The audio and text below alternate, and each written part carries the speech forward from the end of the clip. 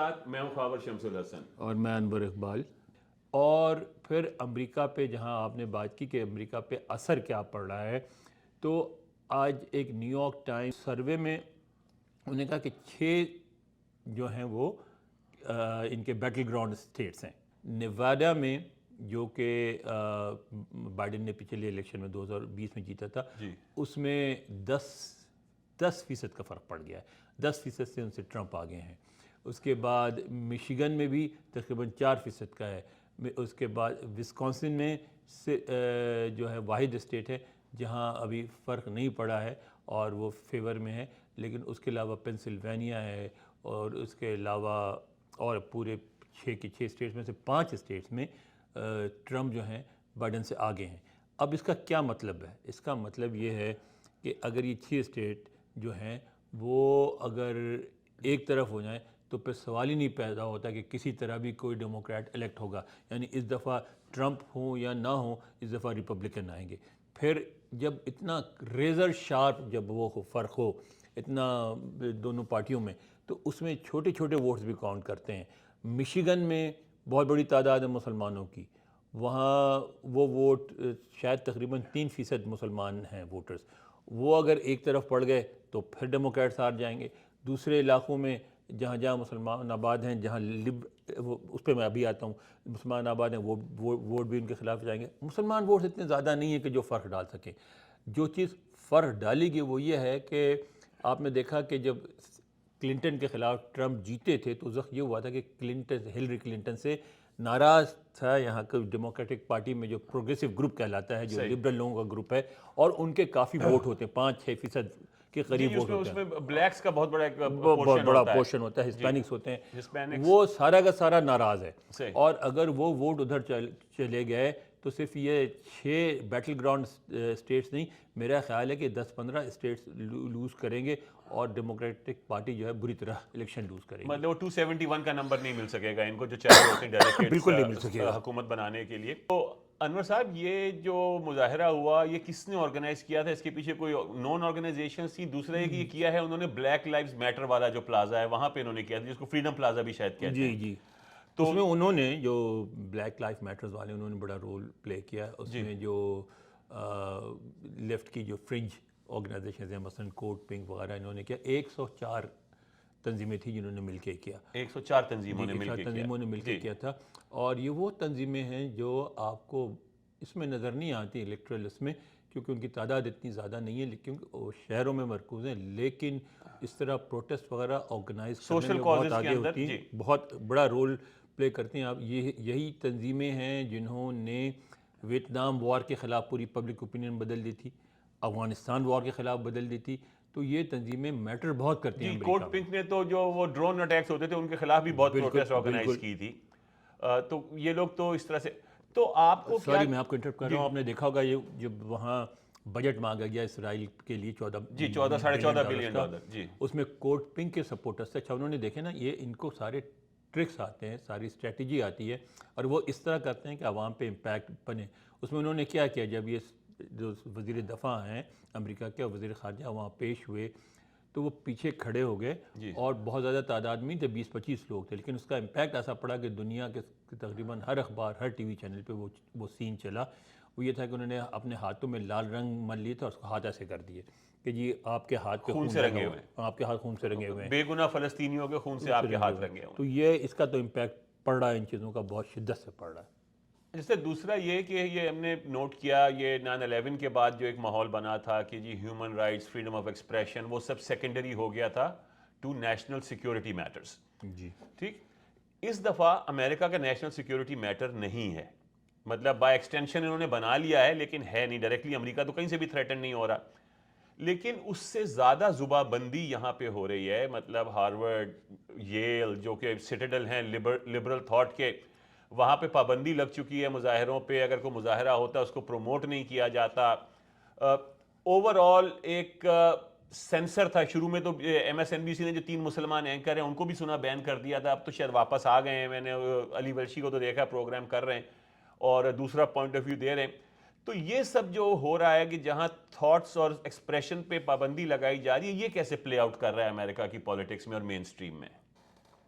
دیکھیں اس میں جو لبرل عناصر ہیں امریکہ میں جو ہیومن رائٹس کی باتیں کرتے ہیں، مختلف تنظیمیں ہیں، مختلف انٹلیکچوئل ہیں، جیسے ہم نے برنی سینڈرز کا نام لیا، یہ لوگ سارے بول پڑے ہیں اور وہ کہہ رہے ہیں کہ چاہے کچھ بھی کہا جائے امریکہ میں آپ اظہار رائے پہ پابندی نہیں لگا سکتے، یہ غلط ہے۔ آپ ان سے ڈس ایگری کریں، آپ ان کو کنڈیم کریں، آپ ان کے جواب میں اپنا نقطہ نظر پیش کریں، لیکن ان پہ پابندی نہ لگائیں۔ تو یہ جو پابندی کی کوشش ہے یہ بھی بہت زیادہ کامیاب نہیں ہوگی، اور اس میں میں سمجھتا ہوں کہ جو یہودیوں میں جو سینر ایلیمنٹس ہیں جو ساری صورتحال کو سمجھتے ہیں اس سے پریشان ہیں، وہ نہیں چاہتے کہ اس طرح ہو، اور وہ ان کی بھی کوشش شروع ہو گئی ہیں کہ آپ کو یہ بات ماننی پڑے گی کہ 9/11 کے بعد جب مسلمانوں کے خلاف جب یہاں ریئیکشن ہوا اس میں سب سے پہلے جو لوگ مسلمانوں کی دفاع کے لیے آئے وہ یہودی تھے، اور آج بھی کوئی مسجد میں کہیں کوئی گڑبڑ ہو تو وہ آپ کے ساتھ ساتھ کھڑے ہوتے ہیں۔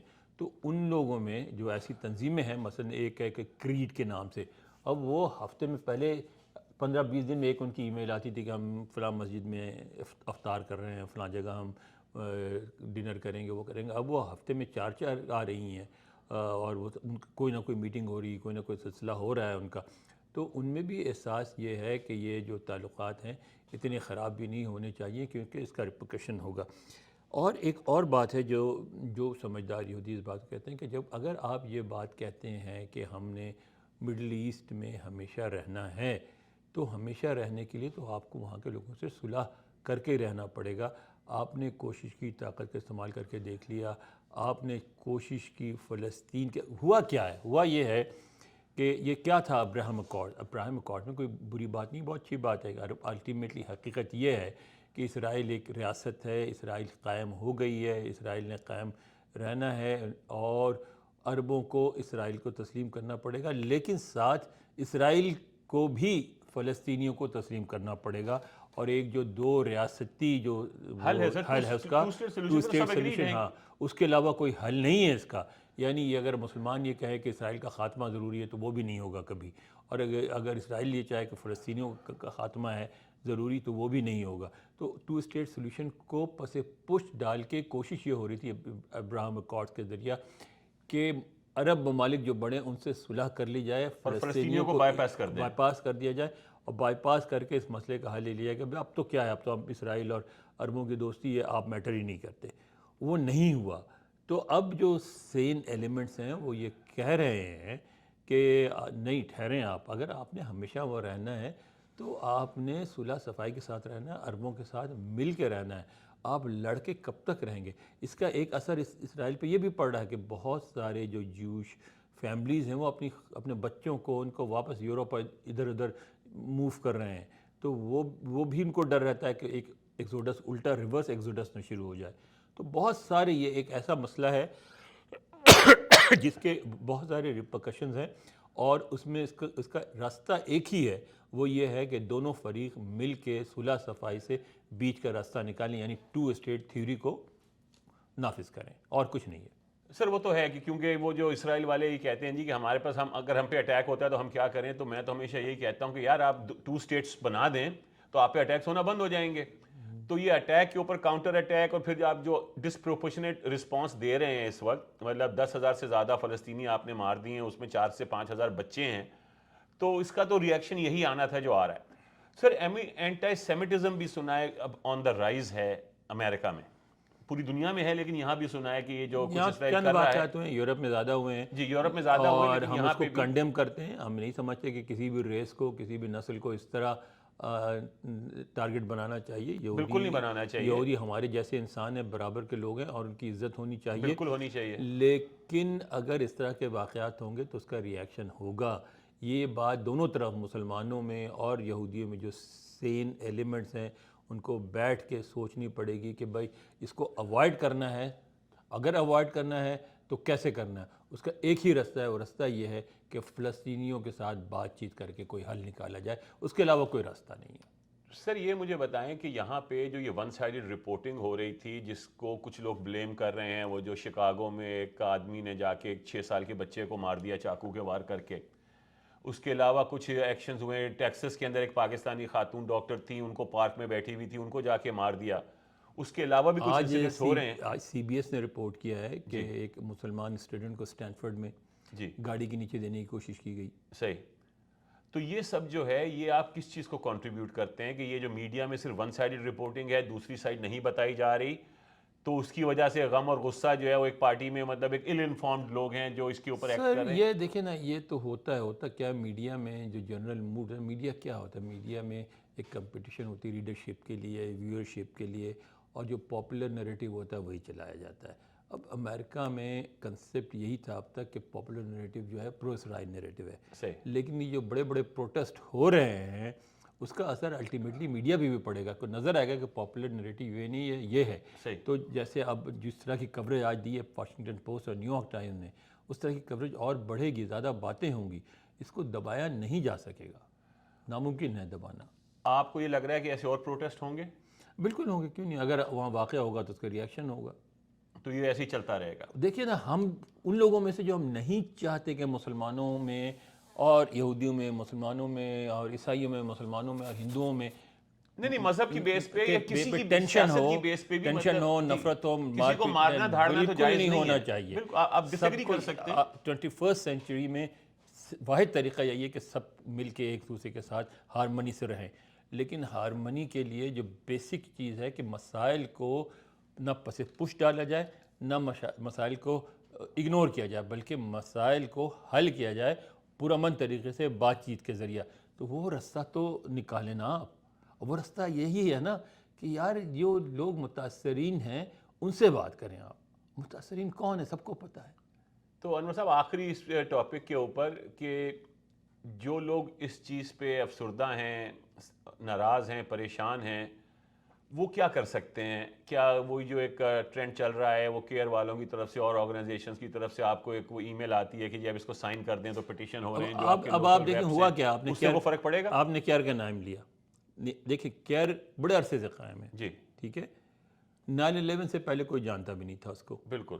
9/11 کے بعد جب چیزیں ہوئی تو لوگوں میں جان پہچان ہوئی, پھر بھی اکثریت مسلمانوں کی اس سے دور رہتی تھی. وہ کہتے ہیں یار مذہبی قسم کے لوگ ہیں, یہ وہ ہے. نہیں مذہبی نہیں ہے کیونکہ وہ تو پھر اسنا اکنا میں جاتے تھے نا. نہیں وہ نہیں, کیئر والوں سے بھی لوگ گھبراتے تھے, ابراہیم ہوپر سے, ان سے لوگ گھبراتے تھے. اب کیا ہوا اس واقعے کے بعد؟ اس واقعے کے بعد مسلمانوں کی اکثریت اب کیئر کو دیکھتی ہے, ان کی خبریں پڑھتی ہے, ان کو تلاش کرتی ہے, ان کے بیانات. تو کیا ہوگا یہ کہ پھر ریلیجیس سینٹیمنٹ جو ہیں بڑھیں گے, اور ہم میں مسلمانوں میں جو لبرل لوگ ہیں وہ بھی یہ نہیں چاہتے کہ اس طرح کے ریلیجیس سینٹیمنٹس بڑھیں. مگر آپ یہ کریں گے تو پھر جو لبرل لوگ ہیں مسلمانوں میں وہ سائیڈ لائن ہو جائیں گے, یہ لوگ آگے آئیں گے, اور یہ سب کا نقصان ہے. 2 بلین آبادی ہے یار دنیا کی, خدا کے لیے سمجھیں آپ. 2 بلین آبادی کو مار کاٹ کے آپ ختم نہیں کر سکتے, نیوگ بھی نہیں کر سکتے. آپ کو ان کے ساتھ کوئی نہ کوئی بات چیت کرنے کی راستہ نکالنا ہوگا. ان کو آپ پش نہ کریں کہ وہ جا کے اس مذہبی تنظیموں میں شامل ہو جائیں. ٹھیک ہے انور صاحب, یہ اللہ کرے کہ یہ مسئلہ جلد ہو جائے, لگتا نہیں ہے. اس کے اوپر ہماری گفتگو جاری رہے گی. دیکھنے کا شکریہ. Please like, subscribe and click on the bell icon. Thank you very much. Thank you very much.